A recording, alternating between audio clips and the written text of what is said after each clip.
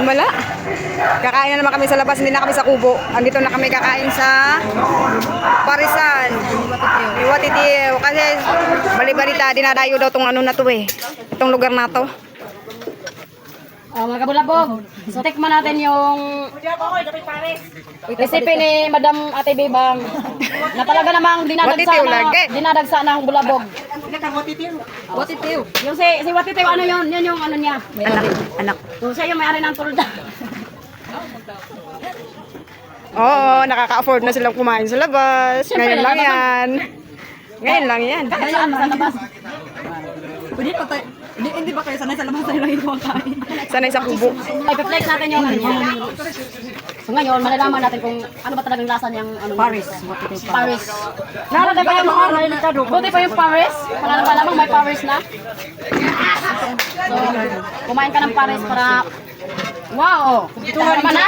Kompleto yan! May kasama pang ano yan? Kami, bago lang kami sa mga ganitong pagkain. So, Ako, curious lang, curious. curious kami kung saan ba ito ilagay. Kasi, pang padulas to eh, sa pagkain daw. Di, lagyan mo na yung tatlo para Ganito. So, lalagyan natin. Oh. Hindi kasi kami sanay sa mga ganito kasi mahilig lang kami sa mga libre. seafood. Mahilig Yung lang mga kami sa nakukuha. mga... Ilagyan to lahat. Lagyan mo lahat. Marami. Para saan ba to? Uy, hang ko na. Sukol nighang. So, titikman natin kung talaga totoo bang maanghang tong chili powder nila. Chili garlic. Ayan, talaga namang espeso na espeso. Ano pa ba ang mga pangalawang Lahat, kado? lahat yan. Lagyan mo yan dyan. Kasi yan daw yung nagbibigay ng lasa. Ito? Sige. Ganun to? Oh, sige. Lubog mo lahat dyan. Ilagay daw lahat eh. Ah, may kalamansi. Lalagyan pala siya ng kalamansi. Soy. Hindi ko nabuksan. Ha? Wala yan sa atin, soy. Basagin mo. Sa bundok. Yung sa atin, sinasabit lang eh.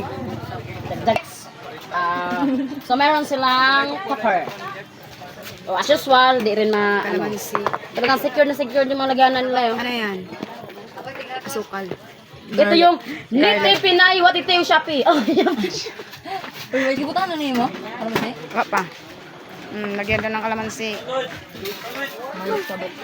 Pampaasim ng buhay nyo.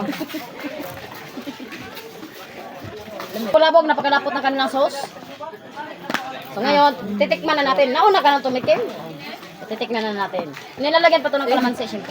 Titignan lang, hindi mo anuhin. So, titik-tik. Uy, Uy, tapos na. Ha? Tapos na, meron na yan. Ang very di ay. Diba? Pag nag-order na ako ng pares, merong kasamang pancit. So, tingnan natin. Tsaka lasa ng daliri ni Bajing. Kung gusto niyo kumain na masarap na, tapos Ano lasa, Soy? Ang sarap, promise.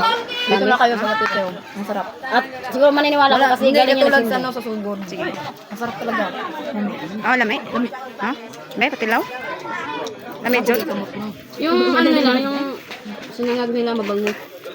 Parang may halo na ano. May halong sinangag. Dito taron na daw sa sauce. Tikman natin.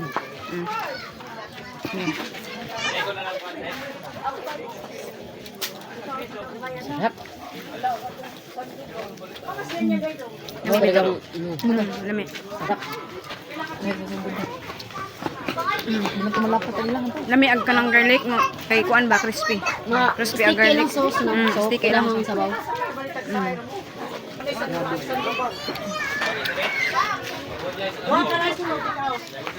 Sarap. Talagang kuha yung panlasa ko. Yummy. Very premier yung ano niya. Kanina, reklamo siya ng reklamo. Hindi daw kuha yung panglasa niya eh. Very premier yung sauce niya. Sticky talaga. Tapos hindi. Kahit papakin mo sa walang kanin. Sarap pa lang. Pahingi pa nga. Tikman na naman natin yung pansit niya. Magkano sa order nito? Hindi ko alam. Ang kwenta. Mamaya. Tanong natin kung magkano. Kasi sa pagkaalam ko, kapag talaga may standard yung lasa niya, may presyo yun. Kano ang pares ni, ano madam, matitiw? With rice, 50. Affordable. Uy! Oy, affordable. Affordable Friendly na. budget talaga siya, mga kabulabog. 50 lang, sa halagang 50. Meron ka ng masarap na pares ni Watitiw. Wala talagang sobrang lambot. Kaya isang buwan na ito pinakuluan. Sobrang lambot ang beef niya. Sambon ito pinakuluan. Dagdagid sini siya. Tara. I love it. I love it. I really like it. I really like it. I love it. Yep. Bagay na bagay ito sa may mga ano, Hangover. hang-o. Bagay na bagay ito sa mga may hang-o. Higop na sa baba, matauhan kayo. Yep. Ito na, friendly budget ka. Hanggang mapay malalasahan mo yung ano niya ba, pinaka-beef niya. Lamig Siguro ito. yung pinasabaw nito, yung katas talaga ng baka, no? Lamig. Nasado sila. Paano na? Kasi ano eh, very ano siya, sticky. Kaya ako eh, nagbulalo ako dati sa ano, sa Noynoy Aquino Terminal ng may, ano yun, aeroplano. Terminal 1. May Paris din doon, pero malabnaw, hindi ko gusto yung ano.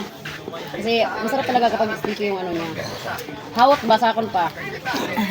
Bisaya. Ang sabi niya yun. Yan mo? Ito talaga yung sinasabi niya. Tinan mo. Pinagpawisan na. Ang sarap naman yung ano niya.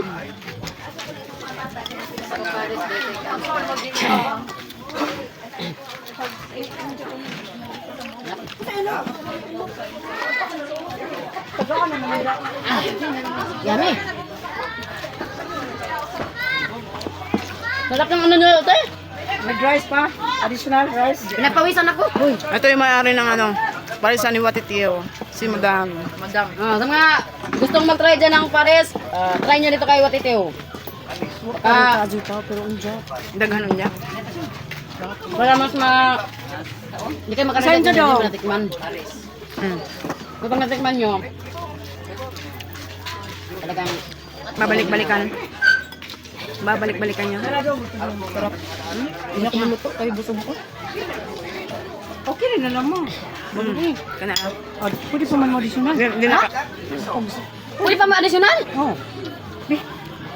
Kasi mukha ang bakla. Pwede pa ma-additional, Zoy! Narinig mo yun? Zoy!